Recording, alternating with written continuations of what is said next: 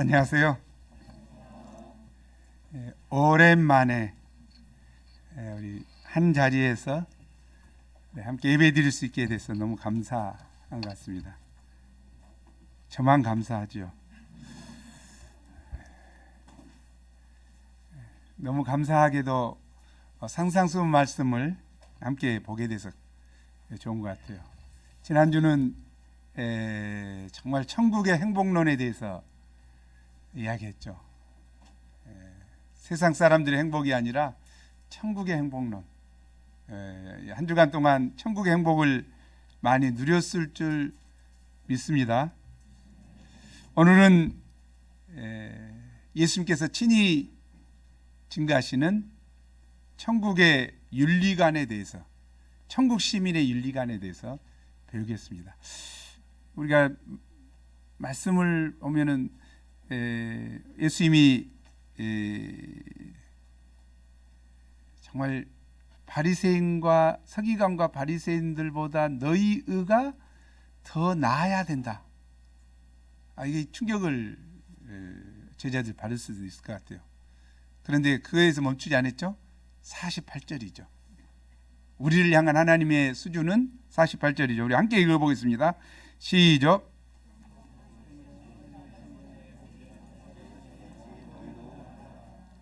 다시 읽겠습니다. 48절 시작.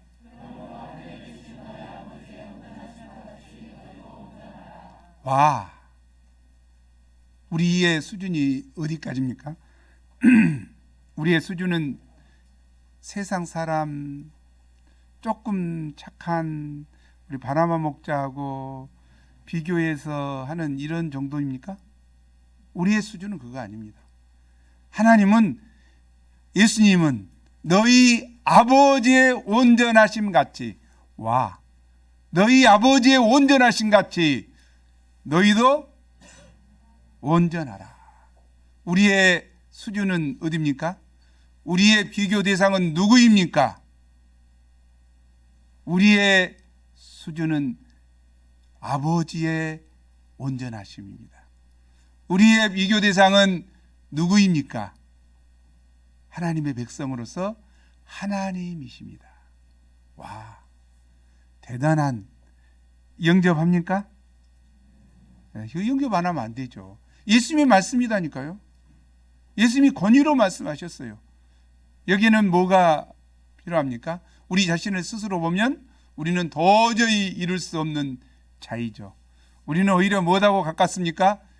극한 죄인하고 비교하라고 하면 좀 가까이 갈 수 있는데, 전혀 죄가 없으신 거룩하신 하나님과 비교하라고 하니까 거부감부터 듭니다. 이런 율법이 어디가 있어? 너무 심하다.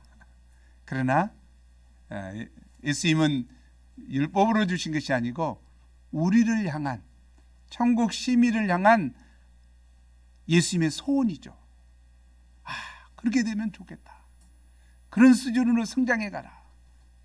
우리가 참 수준을 어떻게 잡느냐, 이게 참 중요한 것 같아요. 그죠? 내가 정말 60점만 맞으면 좋겠다. 그러면 F를 면하니까 그 사람은 어떻습니까? 반드시 F 맞게 되고 낙제합니다. 그러나 우리 어떻습니까? A뿔은 나더라도 A뿔을 목표로 하면 어떻습니까? 못해도 B뿔은 나오지. 아니면 못해도 A는 나오지. 그러는가요? 사람에 따라 다르다. 그 사람에 따라 다르죠. 그러죠. 사람에 따라 다르기는데 내 경우에 그렇다 그 말이죠. 진짜 어떻습니까? 아무튼 그렇게만 생각해 와서 그런 것 같은가.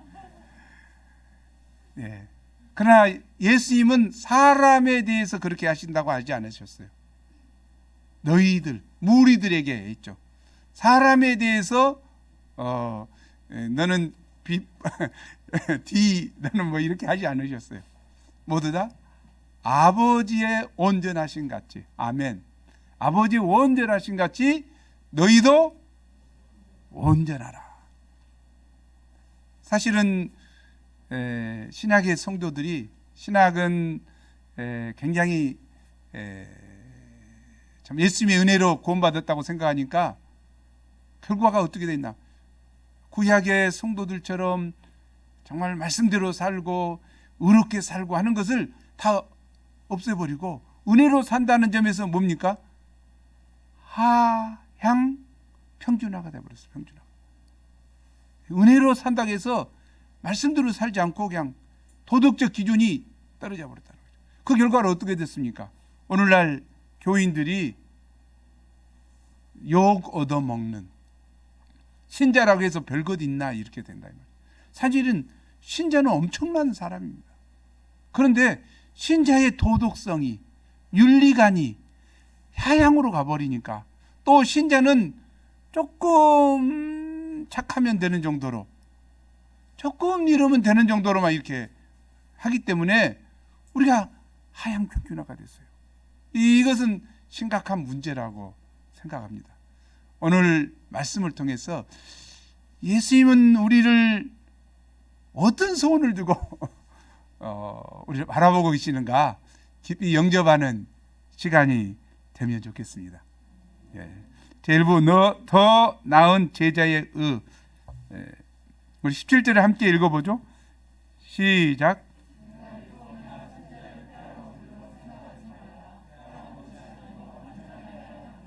여기 율법이나 선지자는 구약 성경을 말하죠. 예수님이 오셔서 구약 성경을 폐해버리러 온 것으로 생각했다는 거죠. 왜냐하면 예수님이 하신 행동은 안식일만 봐도 예수님은 그 안식일을 율법적으로 지키려 하기보다 그 정신을 기초해서 지켰다는 거죠. 안식일은 사람을 위해서 있는 것이죠. 사람이 안식일을 위해서 있지 않죠. 그러나 바리새인들은 사람을 안식일에 있다 매이게 만들었죠. 그러나 예수님은 안식일이 사람을 위해 있다. 그래서 사람은 쉬면서 하나님을 예배하고 하나님의 사랑을 느끼고 이렇게 할 수 있도록 해야 된다. 그래서 안식일에 어쩌습니까? 병자도 고치고 더 생명 살리는 일을 더욱 하셨다는 것을 알 수 있죠. 그런 것을 모습을 볼 때 어떻습니까? 안식일법을 폐하러 오셨다. 이렇게 생각한 것이죠. 그러나 예수님은 어떻게 오셨다겠습니까? 17절 하반절에 폐하러 온 것이 아니요 완전하게 하러 왔다. fulfill, 완전하게 한다. 어떻습니까? 가득 채운다. 또는 궁극적인 목적을 성취한다는 뜻이죠. 그래서 율법을 완성하러 오셨다. 완전케 하러 오셨다. 우리는 예수의 제자인 줄 믿습니다. 우리도 하나님의 말씀에 대한 완전케 하고자 하는 그런 마음의 자세를 가져야 되죠. 온전히 지키고자 하는, 온전히 말씀대로 살고자 하는 그런 자세가 필요합니다. 예수님은 율법을 얼마나 귀하게 여기십니까? 18절이죠. 우리 함께 읽어보죠. 시작.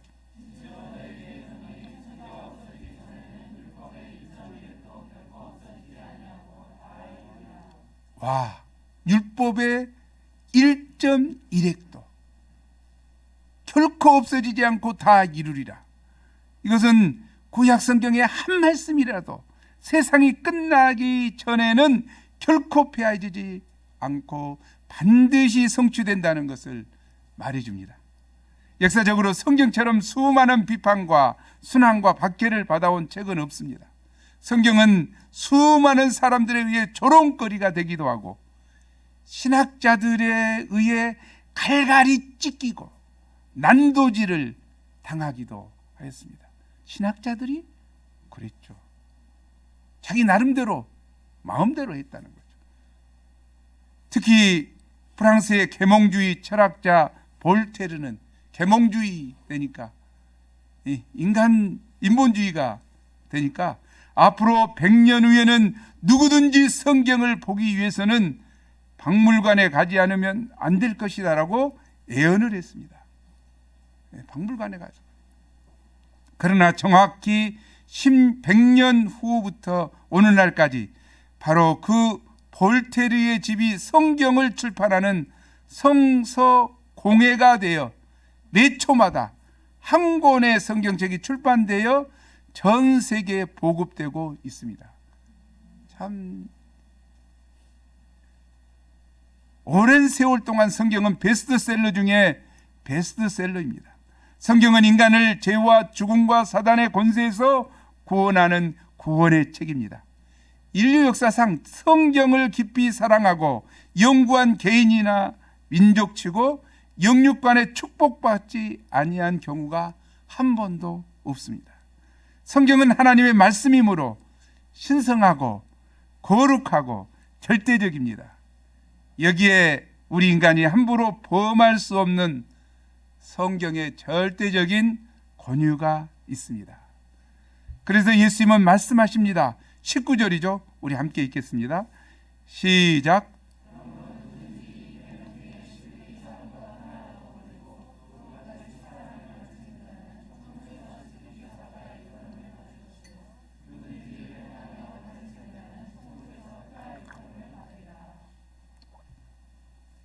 예, 20절에서 예수님은 우리의 의가 서기관이나 바리새인보다 더 낫지 못하면 결단코 천국에 들어가지 못한다고 하십니다. 그런데 우리의 의가 어떻게 이들보다 더 나을 수 있습니까? 사실 서기관들과 바리새인들의 의는 소극적인 것으로서 겉으로 나타난 행위만을 중요시하고 내면을 등한시하였습니다. 그러나 예수님은 외적인 것보다는 내면 세계, 결과보다는 동기를 중요시하셨고 문자보다는 정신을 실천하도록 하셨습니다. 이 서기관들과 바리새인들은 십계명을 문자 그대로 지키기에 힘썼지만 예수님은 전인격적으로 하나님을 사랑하고 이웃을 내 몸과 같이 사랑하라고 말씀하셨습니다. 이처럼 그들보다 더 나은 제자의 의는 율법의 진정한 의도와 목적을 따라 지키는 것에서 오는 것이었습니다.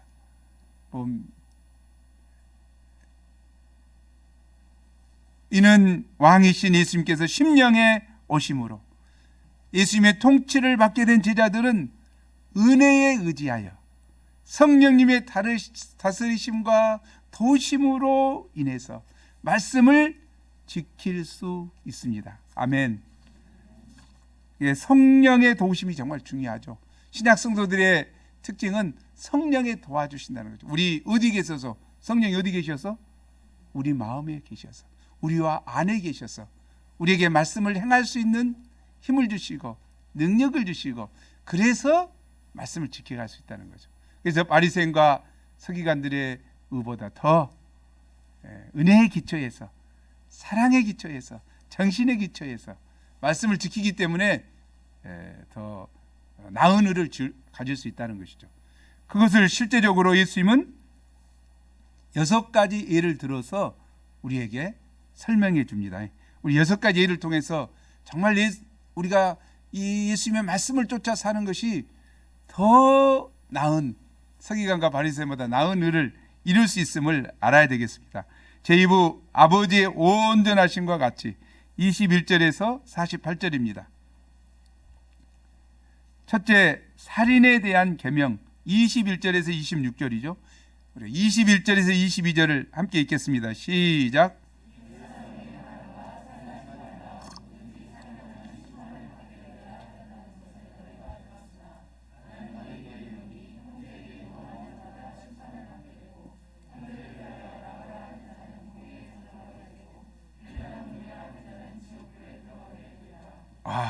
살인은 하나님의 형상대로 지음받은 인간의 존엄성을 파괴하는 행위죠. 살인하지 말라는 계명은 10계명 중에 7계명으로 이러한 인간의 존엄성을 전제하고 있습니다. 하나님의 형상을 따라 지음받은 고귀한 존재를 죽이는 것, 이건 죄악이라는 거죠. 옛사람들은 마음속으로 수백 번 살인을 해도 상관하지 않고 실제 행위로 살인만 하지 않으면 된다고 가르쳤습니다. 그러나 예수님은 뭐라 하십니까?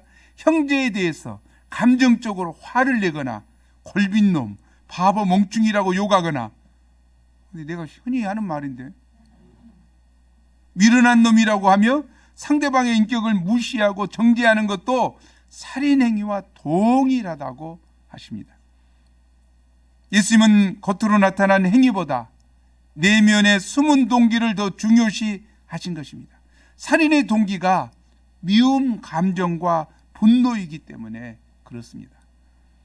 사도 요한은 형제를 미워하는 자마다 살인하는 자라고 하였습니다. 최초의 살인자 가인이 동생 아벨을 죽인 것도 의로운 동생을 시기하고 미워하여 분노와 혈기를 다스리지 않았기 때문입니다. 살인은 어디서부터 시작합니까?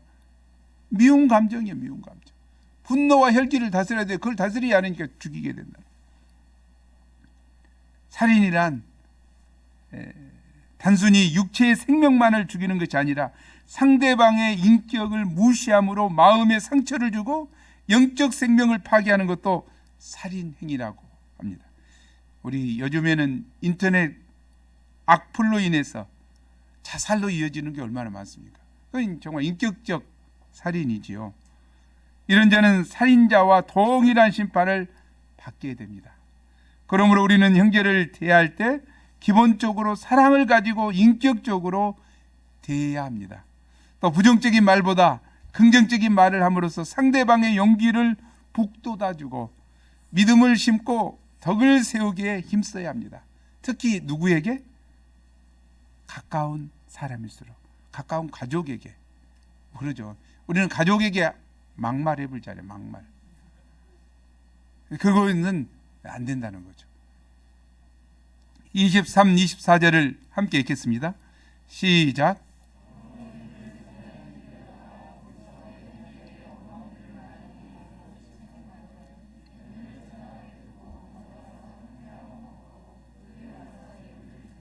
이 말씀은 예배보다 인간관계 회복이 더 중요하다는 뜻이 아니라 참 예배는 형제와의 불화를 적극적으로 해결하는 것임을 말해주는 것입니다. 다시 말하면 우리가 형제와 불화한 상태에서 하나님께 예배를 드린다면 하나님께서 결코 받지 않으신다는 것입니다. 기도가 막히게 됩니다. 그러므로 우리는 형제와 화목하기에 힘써야 합니다. 그것도 급히 화해해야 합니다.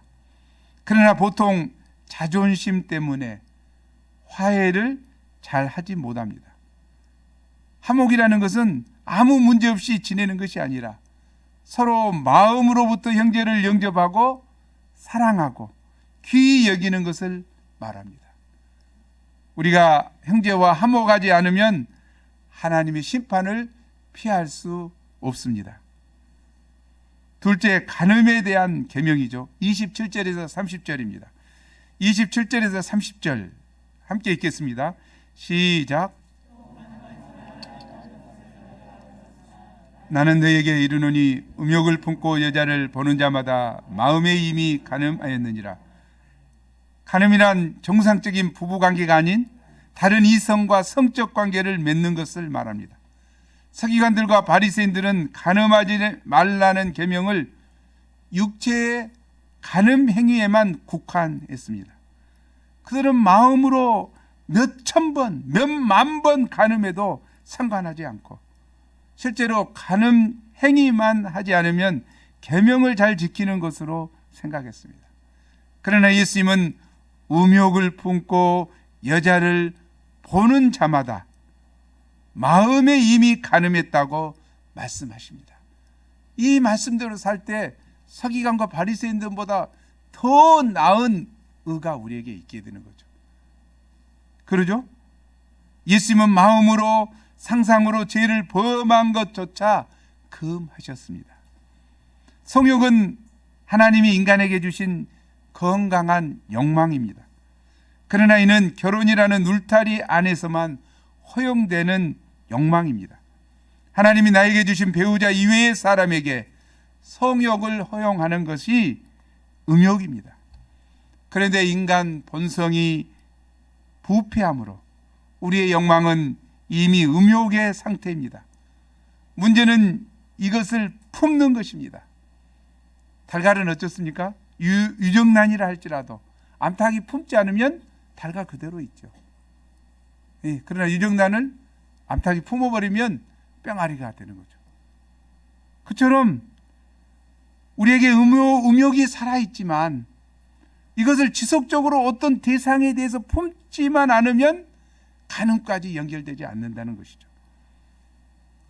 때문에 음란한 생각이 들 때 빨리 이를 물리치고 건전한 생각을 하는 것이 중요합니다.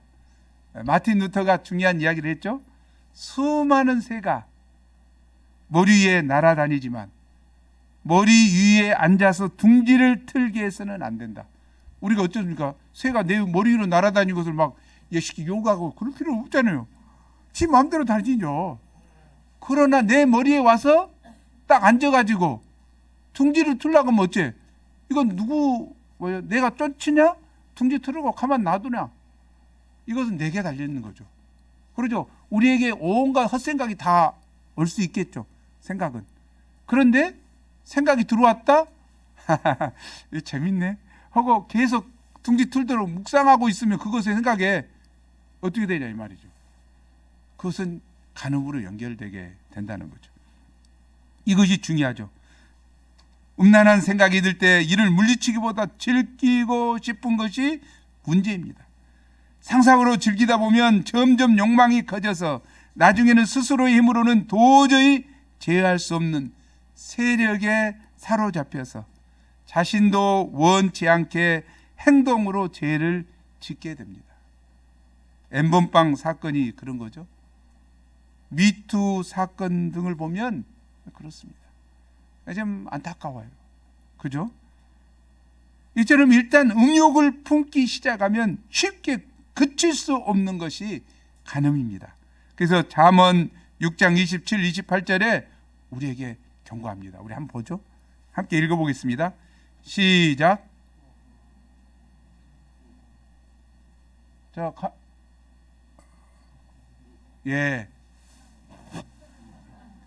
잠언 6장 27, 28절에 사람이 불을 품에 품고서야 어찌 그의 옷이 타지 아니하겠으며 사람이 숯불을 받고서야 어찌 그의 발이 되지 아니하겠느냐. 불을 품고 있는데 옷이 안 타겠습니까? 타지요. 숯불을 밟아버리면 어쩌습니까? 발이 되겠지요. 이게 중요한 이야기죠. 믿음의 거장 위대한 종 다윗도 음욕을 품게 되자 어떻게 됐습니까? 결국 간음까지 가게 되었습니다. 음욕이 품어지면 절제력의 브레이크가 망가집니다. 실제로 음욕을 품는 사람을 제지하면 견딜 수 없는 좌절감을 느끼기 때문에 강한 저항을 받게 됩니다. 그들은 음욕을 나쁜 감정이 아니라 사랑이라고 굳게 믿습니다. 유부남, 유부녀와 사귀는 사람들은 나는 순수한 사랑을 한다 생각하고 한다고 합니다. 불륜이라고 하면 내 사랑을 모독하지 말라 하고 반발하고 순교자 컴플렉스를 갖는다고 그래요. 나를 이 때문에 배우자가 쓰러지든 자녀들이 상처를 받든 남의 가정이 풍지박살이 나든 상관하지 않습니다. 음욕을 품는 순간 브레이크가 망가진 폭주 기관차와 같게 됩니다. 그러나 쾌락은 잠깐이요 그 열매는 너무나 쓰고 고통스럽습니다. 잠언 5장 3절에서 5절 함께 읽어보죠. 시작.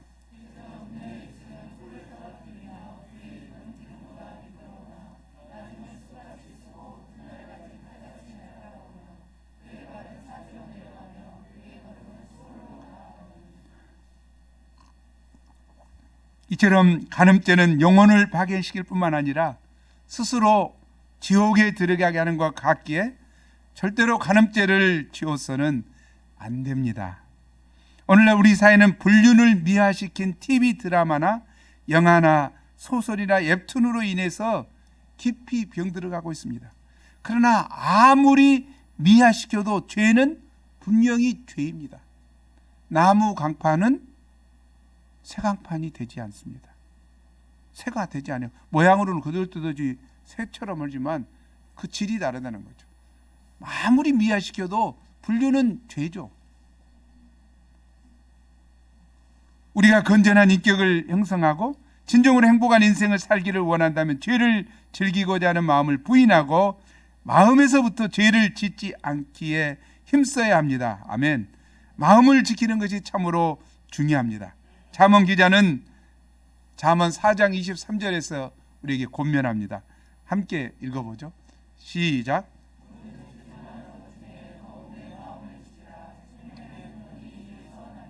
아멘. 생명의 근원이 이에서 납니다. 특히 봄이 되어 과도한 노출로 인해 생각이 산란해지면 사방에서 강한 정욕 귀신이 공격에 옵니다. 우리는 마음을 지켜야 됩니다. 이때 우리는 성령의 검인 하나님의 말씀으로 마음을 굳게 지켜야 합니다. 아멘. 특히 주옥 같은 상상순의 말씀들을 깊이 묵상해야겠습니다. 예수님은 죄를 범하는 것이 얼마나 무서운 결과를 초래하는가를 말씀해 주십니다. 29절 30절을 함께 읽어보겠습니다. 시작.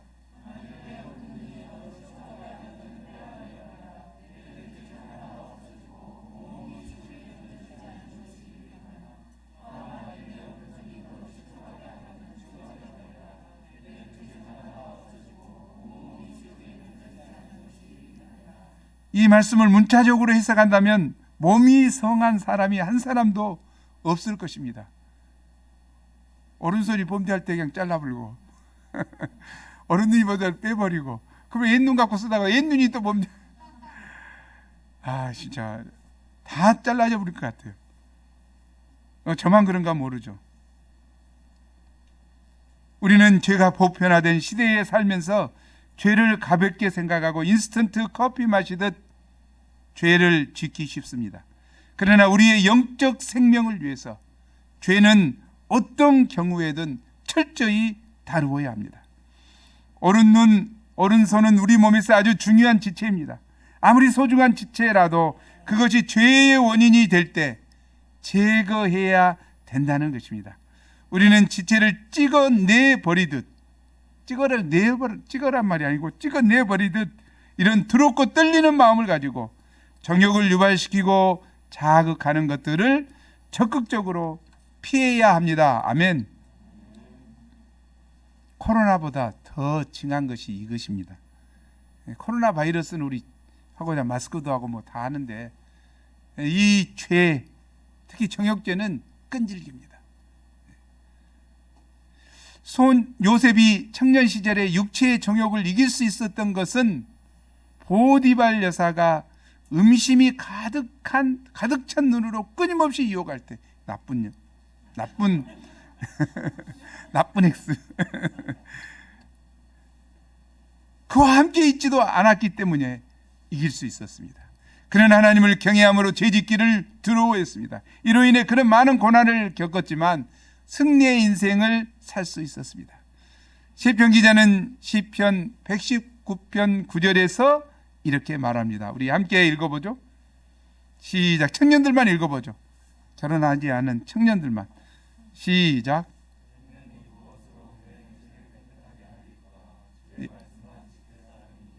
65세 이하는 다 읽었겠죠.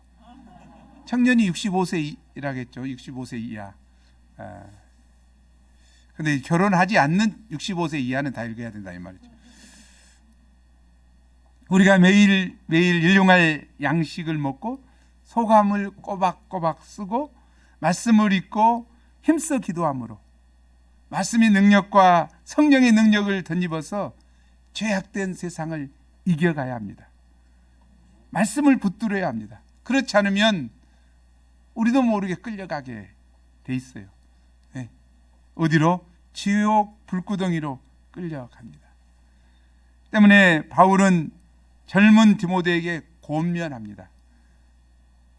젊은 여자에게는 온전히 깨끗함으로 자매에게 하듯 하라. 아멘. 네, 자매에게 하더라. 내 친자매인 것처럼 대해야 된다는 거죠. 깨끗하게 거룩하게 대하는 것이 중요할 것 같습니다. 셋째, 이혼에 대한 계명 31절 32절이죠. 이혼에 대한 개념은 예수님이 분명히 이야기합니다. 이혼 증서를 써주고 아무렇게라도 이혼해보는, 너무 가볍게 한 그 당시 사람들에게 누구든지 음행한 연고 없이 이혼하면 간음한 것이다. 정욕 때문에 간음하기 때문에, 이혼하기 때문에 이혼을 금하고 있습니다. 우리가 가정의 달에 우리는 하나님께서 세워주신 가정에 더욱 충실해야 합니다. 특히 남자들에 대한 이혼을 지금 공고하고 있죠. 그래서 어떻게 해야 됩니까? 잠언 5장 18, 19절을 함께 읽겠습니다. 시작.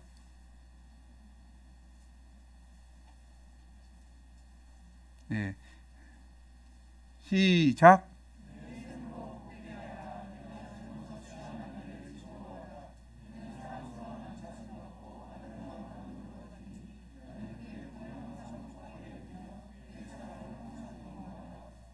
예. 총각들은 그렇게 생각해야 되겠죠. 넷째, 맹세에 대한 계명 33절에서 37절입니다. 우리 33절, 34절 함께 읽죠. 시작.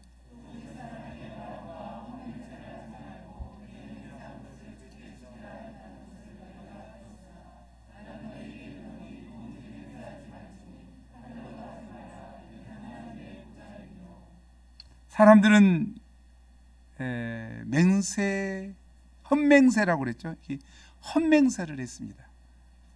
뻔히 안 지키려고 하면서도 그 모면하기 위해서 헛맹세를 했습니다. 이것을 악용해서 하늘이나 땅이나 예루살렘이나 자신의 머리를 두고 눈가림식으로 맹세하고, 그 맹세 속에 하나님의 이름만 들어가지 않으면 지킬 의무가 없다고 가르쳤습니다. 이 때문에 말의 진실성이 없었습니다. 예수님이 이런 인간의 거짓된 본성을 아시고 아예 맹세하지 말라고 하십니다. 우리는 과도한 맹세를 지킬 만한 충분한 능력이 없는 자임을 알아야 됩니다. 우리는 능력이 없어요. 지키고 싶어도. 다만 겸손히 옳은 것은 옳다, 아닌 것은 아니다라고 분명히 말하고 거기에 대한 책임을 지라고 하십니다. 이것이 신자의 진실이요 용기입니다. 과장되고 무책임한 언어는 천국 방언이 아닙니다. 다섯째, 복수에 관한 계명 38절에서 42절입니다. 눈은 눈으로, 이는 이로 갚으라는 말씀은 반드시 그렇게 복수하라는 뜻이 아닙니다. 이 율법의 목적은 분노와 복수심을 통제하는 데 있습니다.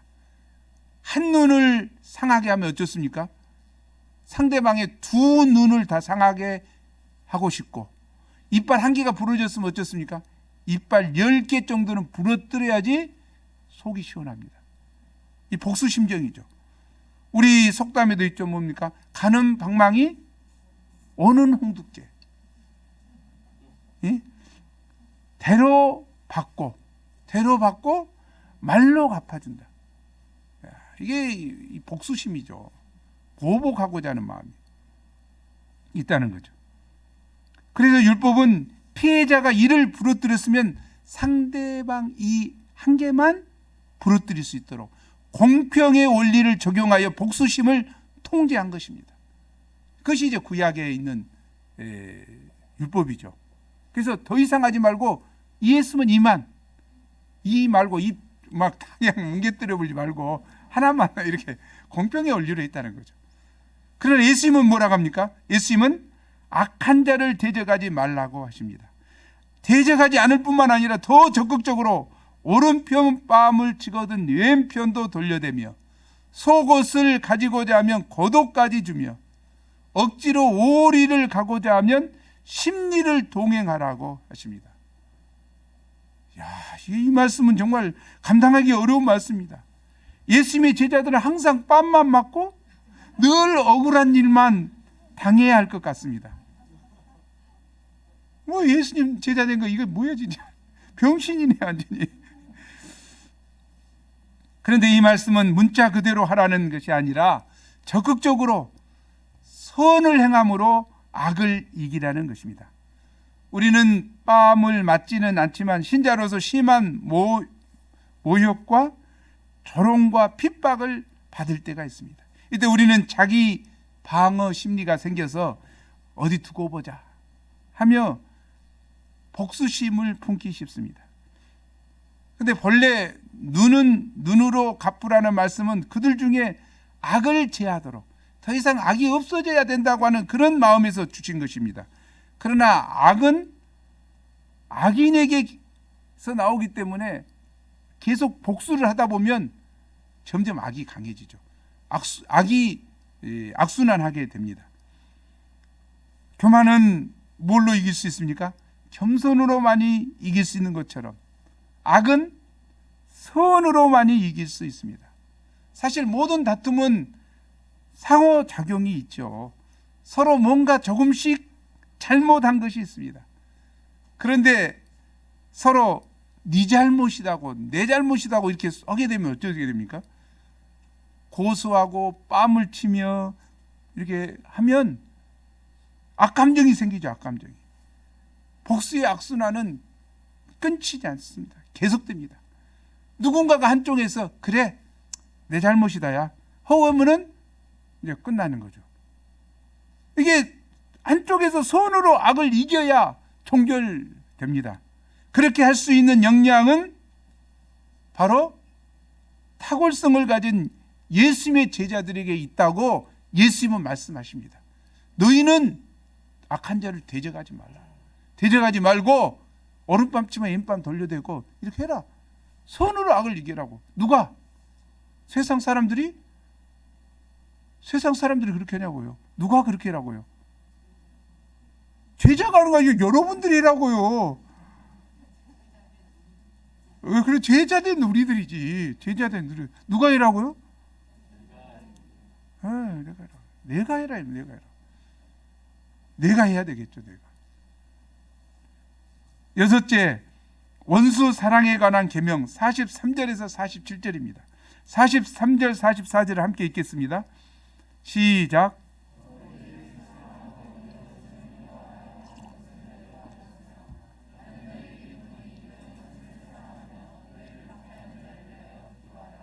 우리가 사랑하는 자를 사랑하고 우리에게 해를 끼치는 원수를 미워하는 것은 본능적인 것입니다. 그러나 예수님께서는 너희를 사랑하는 자를 사랑하면 무슨 상이 있겠느냐고 하십니다. 세리나 세상 사람들도 이같이 합니다. 물론 살다 보면 코드가 맞는 사람이 있고 물과 기름과 같이 느껴지는 사람도 있습니다. 때문에 끼리끼리 모이기를 좋아합니다. 그러나 이는 이방인들 수준이지 결코 하나님의 백성으로서의 태도가 아닙니다. 예수님의 사람은 세상 사람과 무엇인가 달라야 합니다. 예수님의 사람은 이기적인 세리 사랑을 넘어서서 원수까지도 사랑할 수 있어야 합니다. 와, 갈수록 어렵다. 이는 예수님의 제자의 비범한 내면성입니다. 와, 진짜 힘들다. 그런데 우리가 어떻게 나를 미워하고 비방하고 헐뜯고 죽이려고 하는 원수를 사랑할 수 있습니까? 이는 인간의 힘으로는 불가능하고 하나님의 사랑을 덧입을 때만이 가능합니다. 하나님은 어떤 분이십니까? 하나님은 해를 악인과 선인에게 동일하게 비추시고 비를 의로운 자와 불의한 자에게 골고루 내려주시는 분이십니다. 가다가 신자의 밭 내려주고 저기 가다가 불신자의 밭 안 내리고 골라가면서 이렇게 비 내리시는 분이 아니십니다. 인간이 판단하기에 더 의롭고 덜 의롭다는 것은 하나님 보시기에 도토리 키재기입니다. 하나님은 마음에 좋은 분이 아니라 모든 인류의 유익과 복지에 기쁜 관심을 가지고 모든 사람에게 은혜를 베푸시는 넓은 분이십니다. 이것이 하나님의 일반 은총이죠. 하나님은 신자에게만 산소 마시게 하고 불신자에게는 모두 이렇게 하지 않으셨어요. 이 일반 은총은 누구에게나 동일하게 주었습니다. 그러나 인간은 어쩌습니까? 요나서에 보면 인간이 얼마나 좁은가가 나옵니다. 하나님은 선지자 요나에게 니느웨에 가서 회개 메시지를 전파해라 그러죠. 그런데 요나가 어쩌습니까? 니느웨로 가야 되는데 반대편으로 가죠. 다시스로 도망가죠. 왜? 전하면 회개하고 돌이키는 것이 꼴보기 싫으니까. 왼수 나라 백성들. 그러나 하나님은 어쩌습니까? 뭐라고 말씀하십니까?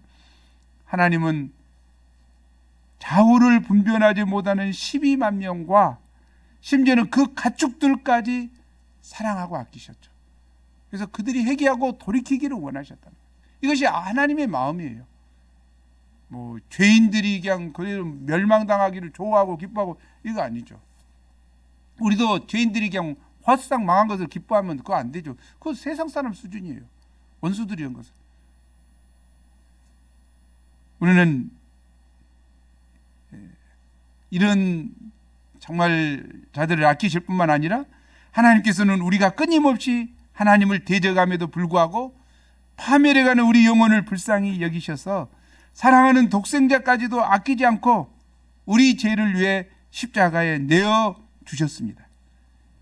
이것이 하나님의 특별 은총입니다. 심지어는 예수님은 자신을 십자가에 못 박는 원수들을 위해 기도하셨습니다.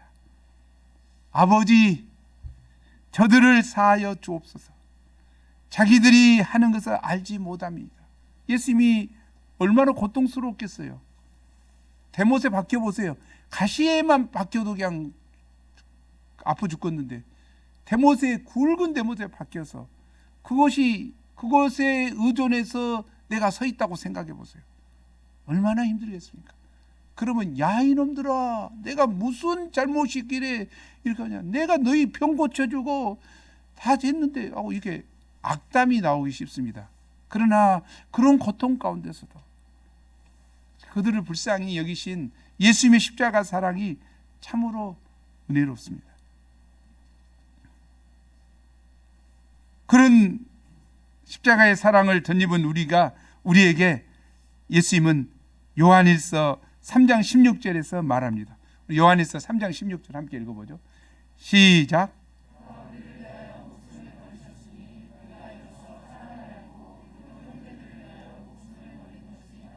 예, 우리가 형제들을 위하여 목숨을 버리기까지 사랑한 이유는 무엇입니까?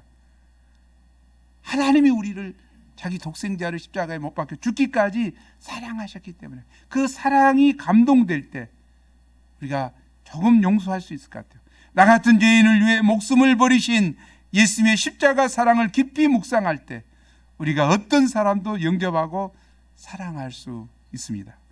프랑스의 화가 루오 작품 중에 이런 게 있죠. 향나무는 자기를 찍는 도끼 날에도 향을 묻힌다 하는 판화 작품이 있습니다.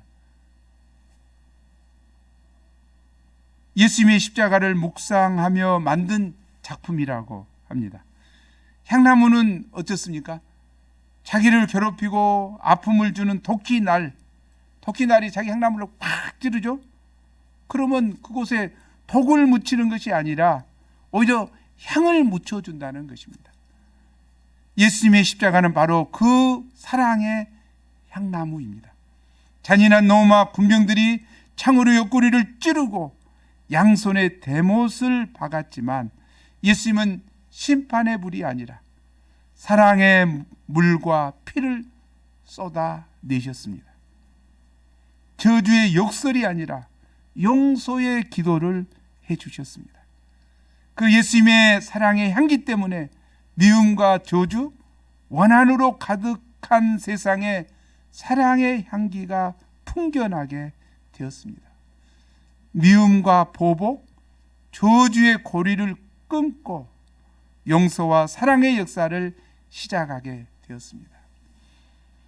우리는 자신의 두 아들 동인이와 동신이를 죽인 원수를 용서하고 양아들을 삼은 손양원 목사님의 사랑의 원더탄 이야기를 들으면 가슴이 뭉클해집니다.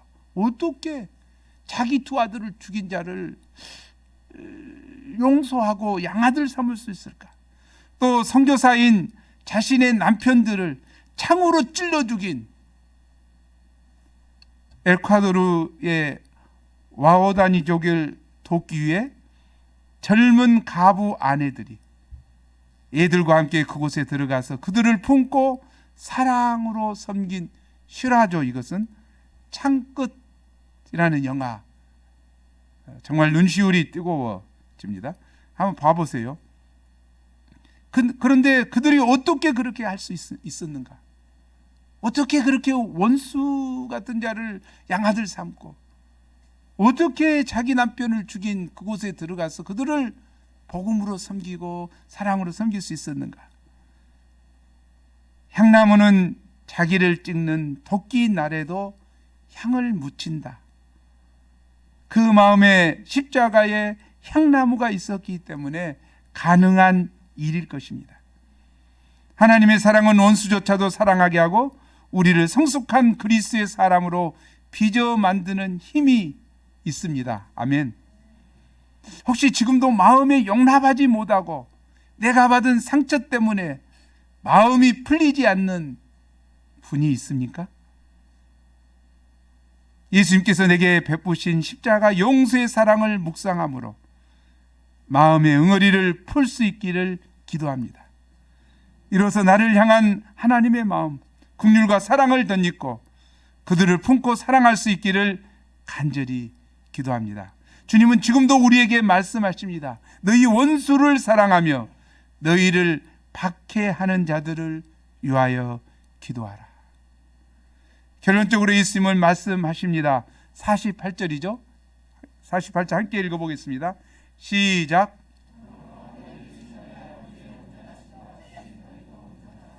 우리는 상대적인 세상에 살면서 신앙생활도 남과 비교하여 상대적으로 하기 쉽습니다.